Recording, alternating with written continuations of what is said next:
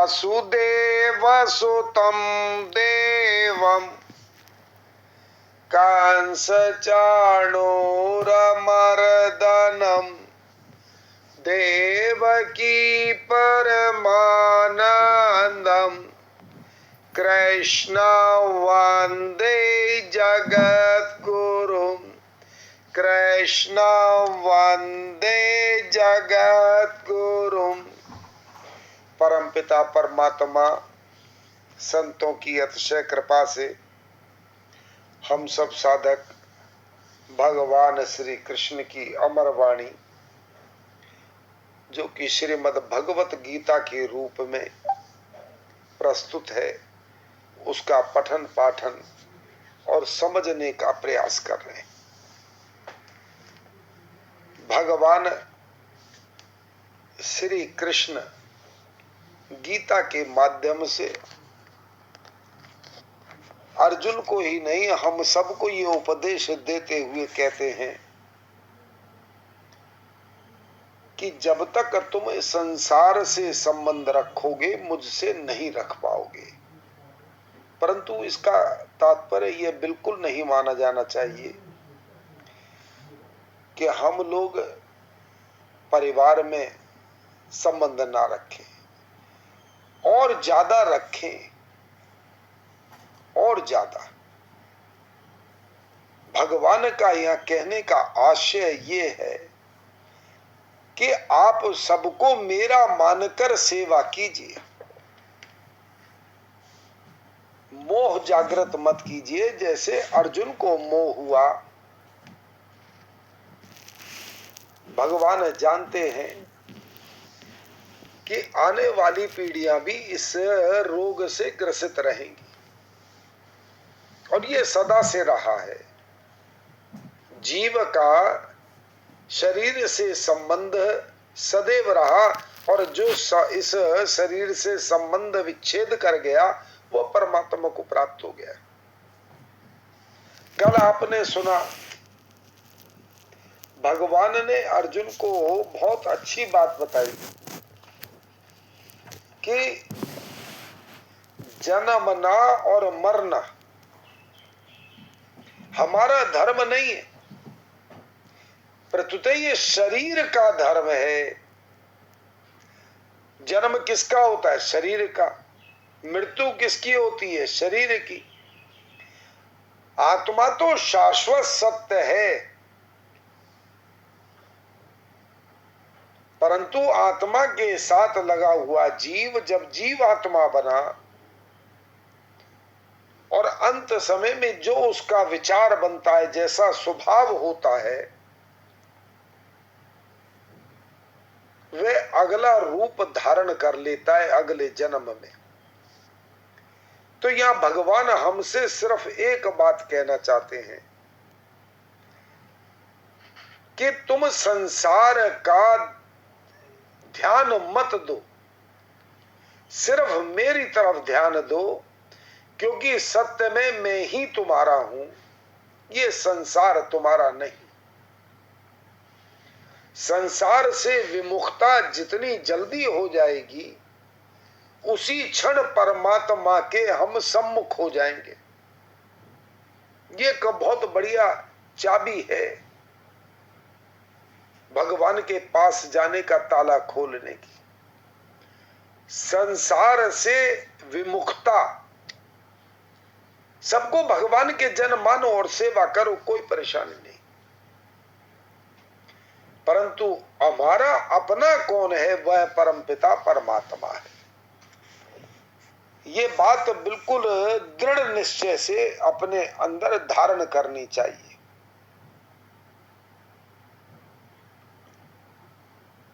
क्योंकि मृत्यु तो कोई है ही नहीं। एक छोटी सी बात है, हम इस पृथ्वी पर आकर के वही सब भक्षण करते हैं जो खत्म होने वाले हैं।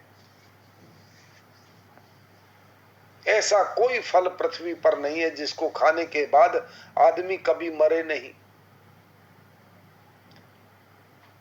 मां के गर्भ से ही मृत्यु शुरू हो जाती है होनी।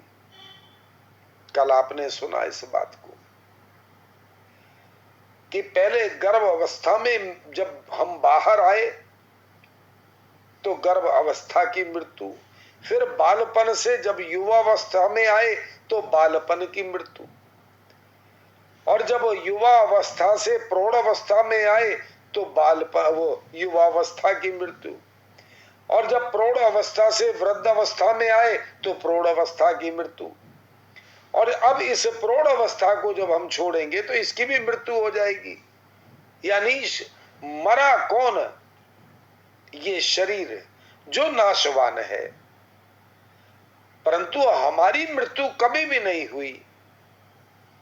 तो भगवान अर्जुन को कह रहे फिर तू रोता क्यों है? किसके लिए शोक करता है? ये मनुष्य किसके लिए शोक करता है? क्यों परेशान होता है? मेरा भाई गया, मेरा पिता गया, मेरी मां गई, मेरा फलाना गया। नाशवान इस संसार में पैदा होकर के नाश को ही तो प्राप्त होंगे, परंतु हमारे पास एक संजीवनी बूटी भी है। नारायण नारायण। सुरेंद्र जी माइक बंद कीजिएगा। वो संजीवनी बूटी है हमारी आत्मा, जिसका कभी भी क्षय नहीं हो सकता, यानी कि मृत्यु नहीं हो सकती। तो हम क्या हुए? अमर। परंतु ये अमरता पूर्ण नहीं। आत्मा की मृत्यु नहीं होती, परंतु बार बार जैसे वस्त्र बदलते हैं हम रोज, ऐसे ही हर बार हम नई योनि में चल देते हैं। चाहे वापस मनुष्य योनि में ही आए, चाहे पितृलोक को जाएं, चाहे देवलोक को जाएं, चाहे 84 लाख नरकों में चले जाएं। नरक भी कई प्रकार के। तो जैसा स्वभाव होता जाएगा, वो कहते हैं ना, जब कोई गिरने लगता है तो फिर गिरने की उसकी प्रकाष्ठा नहीं है, कितना नीचे जाए, परंतु चढ़ने की ताकत है। धीरे धीरे करके आप अपने लक्ष्य को पा सकते हैं। और यही मनुष्य का असली लक्ष्य ये है कि हम परमात्मा की प्राप्ति कर लें। तो परमात्मा की प्राप्ति करने का एक सीधा सरल रास्ता है कि मैं भगवान का हूं। अब श्लोक संख्या 14 में बड़ी अच्छी बात आएगी, सुख और दुख की। इसी में ही जीव फंसा रहता है। आइए अगला श्लोक शुरू करते हैं। श्लोक संख्या 14। मात्र स्पर्शतु कौन्तेय शीतोष्ण सुख दुःखदा आगमापायनो नित्यास् तांस तितिक्ष्वस्व भारत। हे कुंती नंदन, इंद्रियों के विषय जड़ पदार्थ तो शीत यानी अनुकूलता, उष्ण यानी प्रतिकूलता के द्वारा सुख और दुख देने वाले हैं, तथा आगमा पायन आने जाने वाले और अनित्य हैं। हे भरत वंशोद्भव अर्जुन, उनको तुम सहन करो। देखिए कितनी बड़ी बात भगवान कहते हैं, सहन करो। प्रतिकूल अवस्था में चिंता ना करो, क्योंकि ये जाना है इसको। और अनुकूल अवस्था में खुश मत हो, सुखी मत हो। जैसी परिस्थिति आए उसको बड़े धैर्य के साथ भगवान का भजन करते हुए सहन करो। व्याख्या में महाराज जी कहते हैं, यहां एक शंका होती है कि इन 14वें और 15वें श्लोक से पहले 11वें से 13वें श्लोक तक और आगे 16वें से 20वें 30वें श्लोक तक देही देह इन दोनों का ही प्रकरण है। फिर बीच में मात्रा स्पर्श के ये 2 श्लोक प्रकरण से अलग कैसे आए? क्योंकि कल चर्चा देह और देही और शरीर शरीरी पर चल रही थी। इसका समाधान यह है कि जैसे 12वें श्लोक में भगवान ने संपूर्ण जीवों के नित्य स्वरूप को बताने के लिए किसी काल में मैं नहीं था, ऐसी बात नहीं, ऐसा कहकर अपने को उन्हीं की पंक्ति में रख दिया, ऐसे ही शरीर आदि मात्र प्राकृत पदार्थों को अनित्य विनाशी परिवर्तनशील बताने के लिए भगवान ने यह मात्रा स्पर्श की बात कही है। तू नित्य तत्व से देहादि अनित्य वस्तुओं को अलग बताने के लिए यहां तू पद आया। मात्रा स्पर्श जिनसे माप तोल होता है, अर्थात जिनसे ज्ञात होता है। मात्रा स्पर्श यही है ना जी, कि माप तोल, मात्रा, क्वांटिटी। उन ज्ञान के साधन इंद्रियों और अंतःकरण का नाम मात्रा है। अब यहां इसको अध्यात्म में सुनिए कि जिनसे यह ज्ञान होता है कि इंद्रियों और अंतःकरण का नाम मात्रा है। मात्रा से अर्थात इंद्रियों और अंतःकरण से जिनका संयोग होता है उनका नाम स्पर्श है। अतः इंद्रियों और अंतःकरण से जिनका ज्ञान होता है, ऐसे ही सृष्टि के मात्र पदार्थ मात्रा स्पर्शा है। या मात्रा स्पर्श पद केवल पदार्थ ही क्यों लिए जाएं, पदार्थों का संबंध क्यों न लिया जाए? अगर हम यह मात्रा स्पर्शा पद से केवल पदार्थों का ही संबंध लें तो उस संबंध को आगमा पायना, आने जाने वाला नहीं कह सकते, क्योंकि संबंध की स्वीकृति केवल अंतःकरण में न होकर स्वयं अहम में होती है। ये बहुत गौर करने की बात है।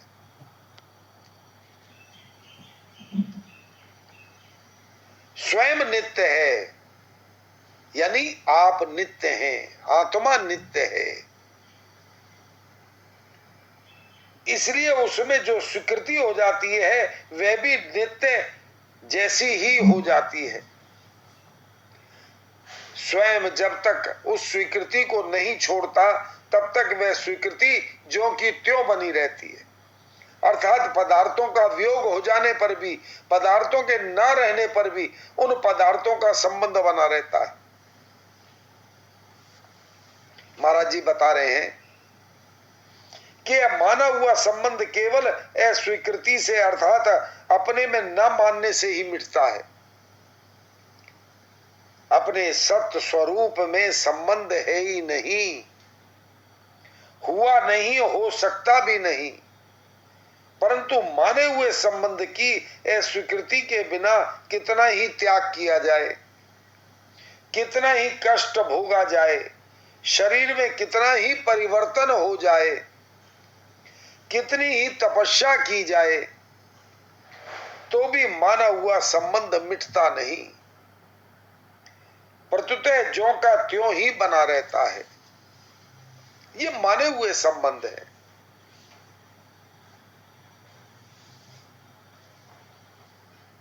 जैसे कोई स्त्री, अब ये ध्यान से सुनिएगा, ये बात आपको अब समझ आ जाएगी। महाराज जी बता रहे हैं कि जैसे कोई विधवा हो गई, अर्थात उसका पति से सदा के लिए वियोग हो गया, पर 50 वर्ष के बाद भी उसको कोई कहता है कि यह अमुक की स्त्री है, यानी उसकी पत्नी है, तो उसके कान खड़े हो जाते हैं। इससे सिद्ध हुआ कि संबंधी पति के न रहने पर भी उसके साथ माना हुआ संबंध सदा बना रहता है।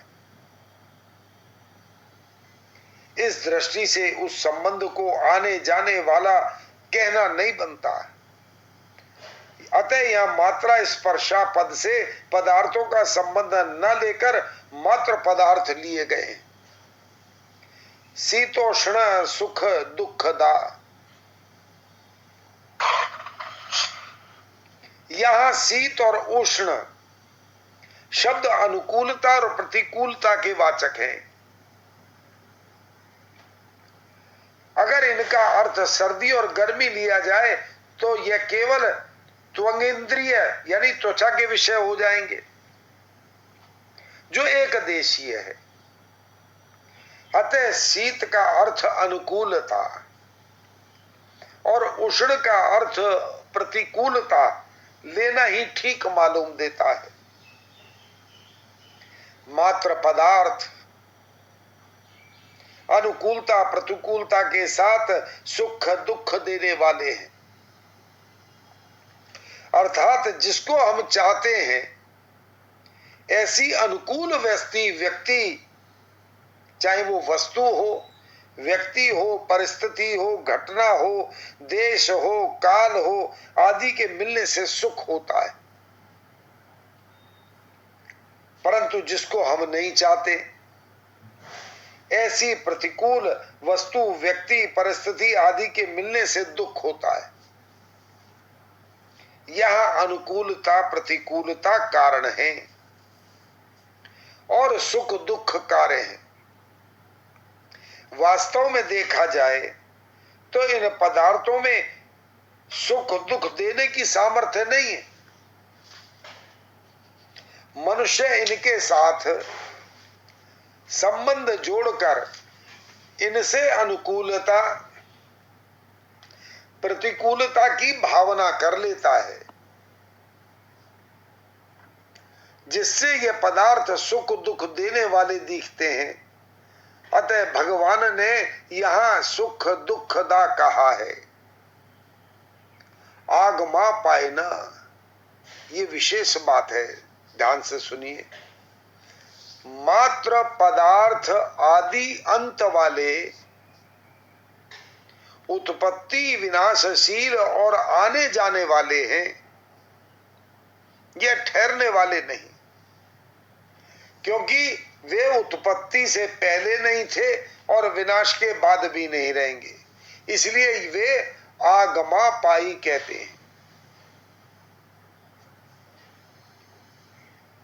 अनित्य, अगर कोई कहे कि वे उत्पत्ति से पहले और विनाश के बाद भले ही ना हो पर मध्य में तो रहते ही होंगे, तो भगवान कहते हैं अनित्य होने से वे मध्य में भी नहीं रहते, वे प्रतिक्षण बदलते रहते हैं।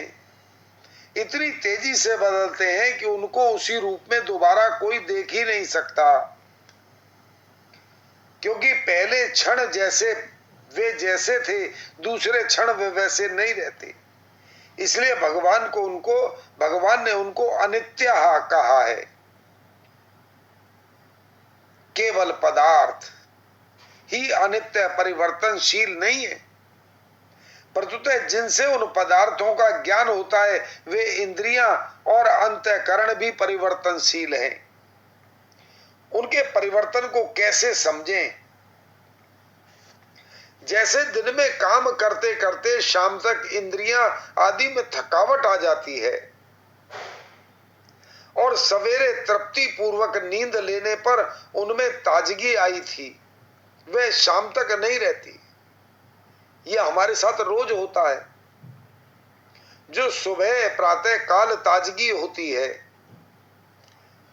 वे शाम को नहीं होती।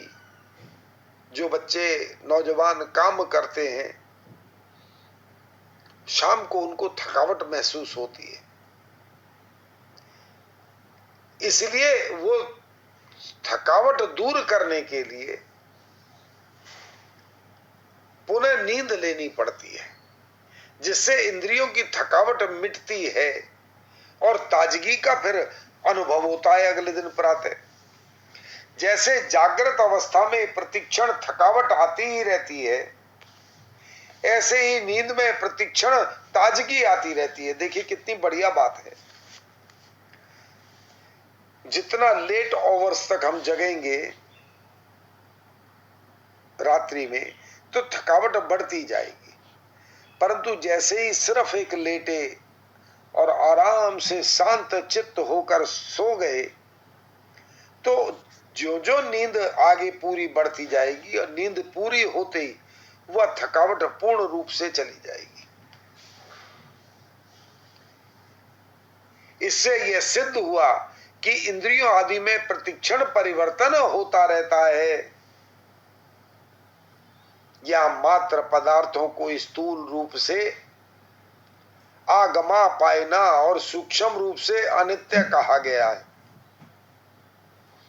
इनको अनित्य से भी सूक्ष्म बताने के लिए आगे 16वें श्लोक में इनको असत कहेंगे, और पहले जिस नित्य तत्व का वर्णन हुआ उसको सत कहेंगे, ये ध्यान रखिएगा। असत माने इसको हम झूठा भी बोल सकते हैं, परंतु नहीं, इसका अर्थ ये नहीं है। असत माने अंधकार, सत माने उजाला, रोशनी, प्रकाश। तांस्ति तितिक्षुस्वा, ये जितने मात्रा स्पर्श अर्थात इंद्रियों के विषय हैं उनके सामने आने पर यह अनुकूल है और यह प्रतिकूल है, ऐसा ज्ञान होना दोषी नहीं है। प्रत्युतः उनको लेकर अंतःकरण में राग, द्वेष, हर्ष, शोक आदि विकार पैदा होना ही दोषी है।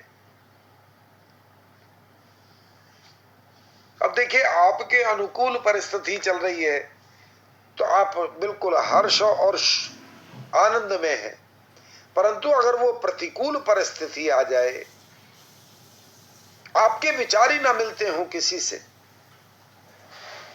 तो अंतःकरण में राग और द्वेष आ जाए तो आपकी जितनी तपस्या वो भी गड़बड़ हो गई। इसलिए उसमें सम रहना है, उसमें भी भगवान को देखना है। चाहे कितना ही दुराचारी से दुराचारी व्यक्ति हो, है तो उसमें भी भगवान उतने ही जितने एक सदाचारी में है। इसलिए हमको द्वेष किसी से नहीं करना और ना ही राग करना, क्योंकि मोह होने से ही द्वेष होता है। अतः अनुकूलता प्रतिकूलता का ज्ञान होने पर भी राग द्वेष आदि विकारों को पैदा ना होने देना, अर्थात मात्रा स्पर्शों में निर्विकार रहना ही उनको सहना है। इस सहने को ही भगवान ने तितिक्षुस्वा कहा है। अब सहने की बात पे मुझे बात याद आई। कल रात को सत्संग में चर्चा आई, बड़ा विलक्षण सत्संग रात का, कि महाराज जी राजस्थान में सत्संग के लिए कहीं जा रहे थे और वो पद यात्रा में थे। अचानक उनके पैर में बिच्छू काट गया, और बिच्छू काटने की पीड़ा कितनी होती है आप समझ सकते हैं कि जरा सा एक सुई लग जाए तब क्या हाल होता है मनुष्य का।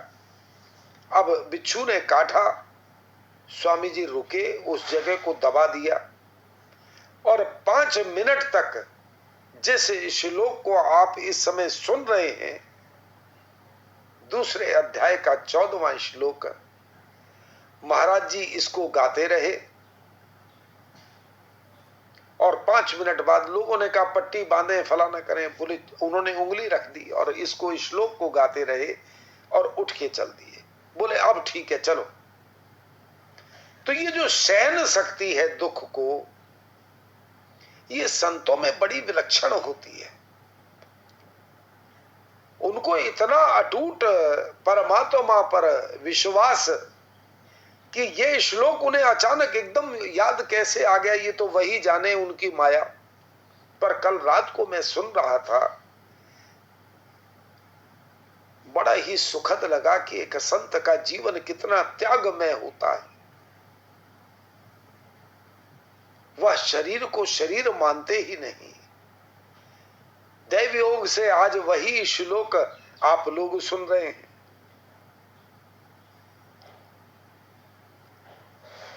तो हमको भी बड़ा धैर्यवान बनना चाहिए। ये संत की एक सीख है।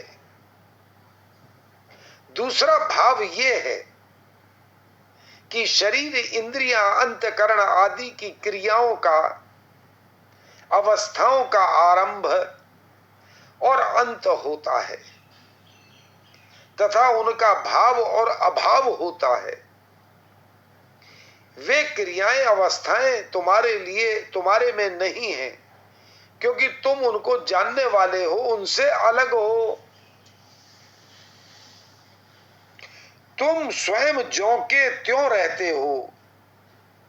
आत्मा पर कोई असर नहीं होता, कोई परिवर्तन नहीं। अतः उन क्रियाओं, अवस्थाओं में तुम निर्विकार रहो। दुख को दुख मत मानो और सुख को सुख मत मानो। इनमें निर्विकार रहना ही तितिक्षा है।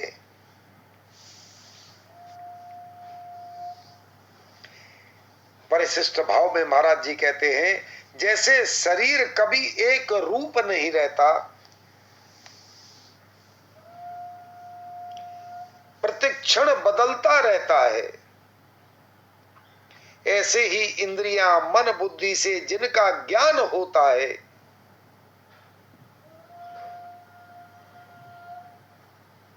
वे संपूर्ण शारीरिक पदार्थ, मात्र प्रकृति और प्रकृति का कार्य भी कभी एक रूप नहीं रहते। उनका संयोग और वियोग होता रहता है। अभी एक क्षणिक सी बात है, किसी ने कुछ बोला और वो हमको अच्छा नहीं लगा, तो उससे क्या पैदा हुआ? एकदम दुख कि हम तो बड़ा सम्मान करते हैं, इन्होंने हमारे साथ ये दुर्व्यवहार किया। परंतु उसी क्षण आपके अंदर विवेक जागृत हुआ, बोले इनमें जितनी समझ है उतना ही कहेंगे और बात खत्म। वह दुख चला गया। कितनी जल्दी परिवर्तन हुआ। जिसके पास जो है वही तो आपको देगा। तो हमको अपने ऊपर इतना संयम रखना चाहिए कि जल्दी विचलित ना हो, तो वो दुख की बात भी हमको दुखित नहीं करेगी। वे संपूर्ण सांसारिक पदार्थ, मात्र प्रकृति और प्रकृति का कार्य भी कभी एक रूप नहीं रहते। उनका संयोग और वियोग होता ही रहता है। जिन पदार्थों को हम चाहते हैं उनके संयोग से सुख होता है और वियोग से दुख होता है। जिन पदार्थों को हम नहीं चाहते उनके वियोग से सुख होता है। अब ये बताइए, कौन चाहेगा कि मुझे जुकाम हो जाए या खांसी हो जाए, और जैसे ही वो आ भी गई, हमने दवाई ली, 2 दिन में ठीक हो गए, तो उसके वियोग से, उसके जाने से सुख की अनुभूति हुई कि चलो अब जान छूट गई, बुखार नहीं आया। तो जो पदार्थ हम अनचाही चीज कोई आ जाती है तो हम उसका जब वियोग होता है तो एक अलग अनुभूति सुख की होती है, और संयोग से सुख होता है। पदार्थ भी आने जाने वाले और अनित्य हैं। ऐसे ही जिनसे पदार्थों का ज्ञान होता है वह इंद्रिय और अंतःकरण भी आने जाने वाले तथा अनित्य हैं।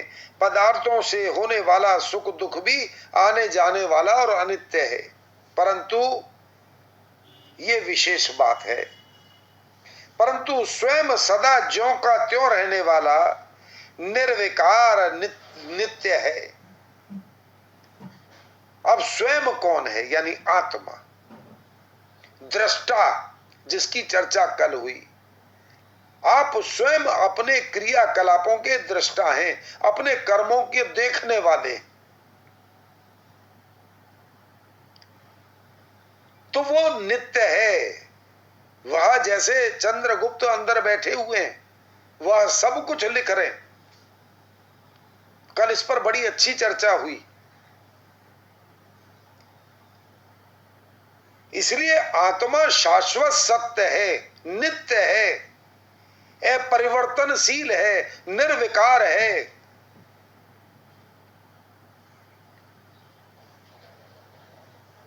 परंतु सदा स्वयं सदा जो रहने वाला, जो का त्यों रहने वाला निर्विकार और नित्य है, अतः उसको सह लेना चाहिए। अर्थात उनके संयोग वियोग को लेकर सुखी दुखी नहीं होना चाहिए, प्रत्युत निर्विकार रहना चाहिए। सुख और दुख दोनों अलग अलग होते हैं, पर उनको देखने वाला एक ही होता है और उन दोनों से निर्विकार होता है। परिवर्तनशील को देखने से स्वयं स्वरूप की अपरिवर्तनशीलता, निर्विकारिता का अनुभव स्वतः होता है। अब देखिए, एक बहुत बढ़िया बात याद आई। बाबा तुलसीदास कहते हैं इस विषय में, बहुत अच्छी बात चौपाई लिखी उन्होंने, कि हम ये जो बार बार जन्म होता है और सुख दुख का विषय है, तो वो कहते हैं क्या कैसे इसका हम जो है अपने पास से वियोग कर लें, इसको हटा दें, अनित्य बनाएं। कहते हैं बिगड़ी जन्म अनेक की, सुधरे अब ही आजू। ध्यान दीजिएगा, होए राम को नाम, जप तुलसी तज कुसुमाज। फिर सुनिए, बिगड़ी जन्म अनेक की, सुधरई अब ही आज, होए राम को नाम, जपो तुलसी तजी कुसुमाज। गोस्वामी तुलसीदास जी कहते हैं, पहले भगवान का होकर, पहले भगवान के हो जाओ। ये नहीं कि हम भगवान का नाम जपेंगे ना, पहले अपनी शरणागति करो कि मैं आपका हूं, हे नाथ मैं आपका हूं, मेरा कोई नहीं आपके अलावा। ऐसी शरणागति जब हो जाएगी तो बाबा तुलसीदास कहते हैं पहले भगवान का होकर फिर भगवान का नाम जपो। नाम जप आदि अगर साधक करे तो अनेक जन्मों की बिगड़ी बात स्थिति आज ही अभी सुधर सकती है। ये एक बहुत बड़ी बात है। बिगड़ी जन्म अनेक की, अनेकों जन्मों की, पता नहीं कितने करोड़ों जन्म हो गए, 84 लाख भोगते भोगते भगवान ने न जाने कब मनुष्य जन्म दिया हमको, और फिर हम गिर गए या फिर दोबारा मनुष्य बने। परंतु ये जन्म अंतिम है अब के, इस मौके को चूकना नहीं है। ये बड़ी मुश्किल से भगवान की ऐसी कृपा हुई कि संतों का मिलन हो गया। साधक संजीवनी संत रूप में हमारे सामने है, हम पार हो सकते हैं। बस भगवान के पहले बन जाएं, हे नाथ मैं आपका हूं, और फिर भगवान का नाम जपें, गीता सुने, रामायण सुने, जीवन धन्य हो जाएगा, कृत कृत हो जाएगा। और भगवान बड़े प्रसन्न हैं इस बात से। भगवान अपने भक्त से जितना प्यार करते हैं संसार में कोई नहीं कर सकता, कोई कर ही नहीं सकता। यह शीत शब्द अनुकूलता और उष्ण शब्द प्रतिकूलता का वाचक है। तात्पर्य है कि ज्यादा सर्दी ठंड पड़ने से वृक्ष भी सूख जाता है। जहां बर्फ पड़ती है, ठंड ज्यादा पड़ती है ना, वहां वृक्ष सूख जाते, और ज्यादा गर्मी पड़ने से भी वृक्ष सूख जाता है।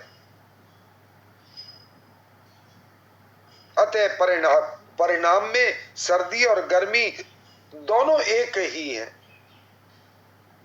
दोनों का परिणाम क्या हुआ?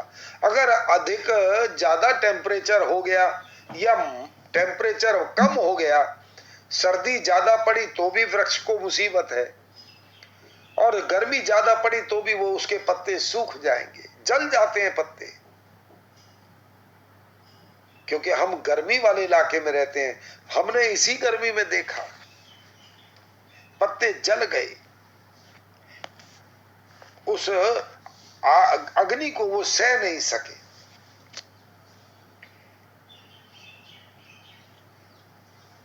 अतः परिणाम में सर्दी और गर्मी दोनों एक ही हैं। इसी तरह अनुकूलता और प्रतिकूलता भी एक ही है। इसलिए भगवान इन दोनों को ही सहने की, अर्थात इनसे ऊंचा उठने की आज्ञा देते हैं।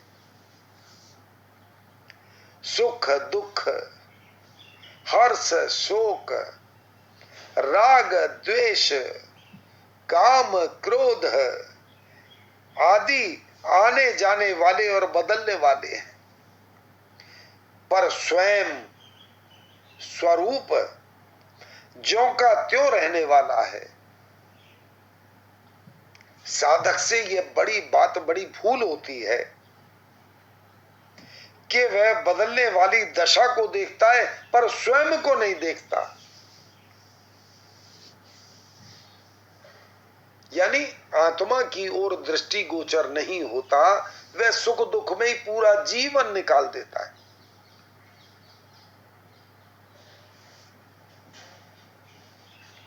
अगर वो उधर ध्यान न दे करके परमात्मा की तरफ ध्यान दे कि मैं भगवान का अंश हूं, मेरा कर्तव्य ही सिर्फ एक है, मेरा जन्म ही इसलिए मिला कि मैं भगवान का भजन करूं,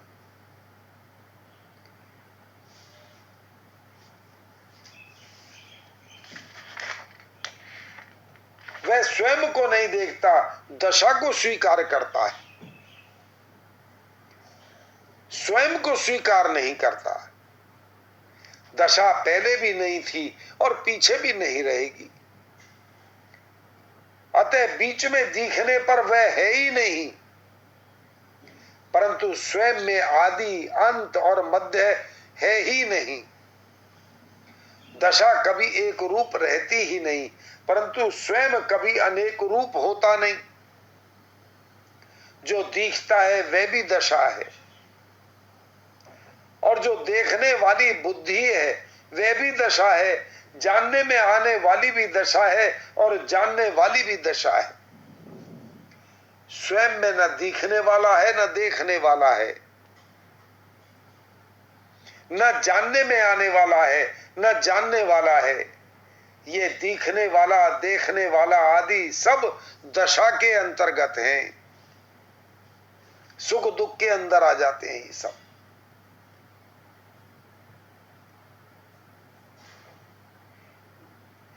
दिखने वाला देखने वाला तो नहीं रहेंगे, पर स्वयं रहेगा, हम रहेंगे, हमारी आत्मा रहेगी। क्योंकि दशा तो मिट जाएगी पर स्वयं रह जाएगा, चाहे सुख की दशा हो या दुख की दशा हो, ये तो मिट जाएगी। तात्पर्य यह है कि दिखने वाले दृश्य के साथ संबंध होने से ही स्वयं देखने वाला दृष्टा कहलाता है। अगर दिखने वाले के साथ संबंध ना रहे तो स्वयं रहेगा, पर उसका नाम देखने वाला नहीं रहेगा। इसी तरह शरीर के साथ संबंध होने से स्वयं चिन्मय सत्ता यानी शरीर ही कहलाता है। अगर शरीर के साथ संबंध ना रहे तो स्वयं रहेगा, पर उसका नाम शरीर ही नहीं रहेगा। गीता जी के 13वें अध्याय का पहला श्लोक, बहुत मार्मिक श्लोक है। अतः भगवान ने केवल मनुष्यों को समझाने के लिए ही शरीरी नाम कहा। शरीर से शरीरी, आत्मा। यहां एक बड़ी विशेष बात रही कि ऐसा आध्यात्मिक सत्संग जिसमें हमको अपनी आत्मा में जीने का रास्ता मिल जाए, यानी अमरता का बोध हो जाए। हम तो कभी मरे ही नहीं, मरेंगे नहीं। न हमको सुख तंग कर सकता है, न दुख तंग कर सकता है। सुख में हमें ज्यादा प्रसन्नता नहीं व्यक्त करनी और दुख में हमको रोना नहीं। ऐसी अगर हम अपनी मजबूत विल पावर, आत्मशक्ति अगर कर लेंगे, ये बात विशेष है कि पहले ये जो बिगड़ी हुई है अनेक जन्मों की, क्योंकि हम भगवान के हुए नहीं। स्वामी जी ने इस पंचामृत में बहुत जोर दिया है, मैं केवल भगवान का हूं, यानी हम केवल भगवान के हैं और किसी के हो ही नहीं सकते। इस बात को अगर हम सब लोग ध्यान रखें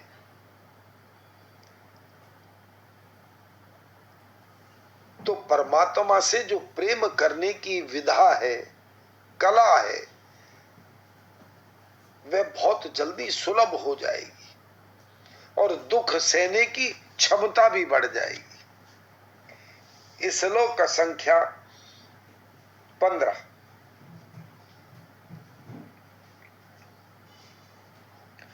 यमहि न व्यथन्ते ते पुरुषं पुरुषरसभा समदुःखा सुखं धीरं सोमृत्वाय कल्पते।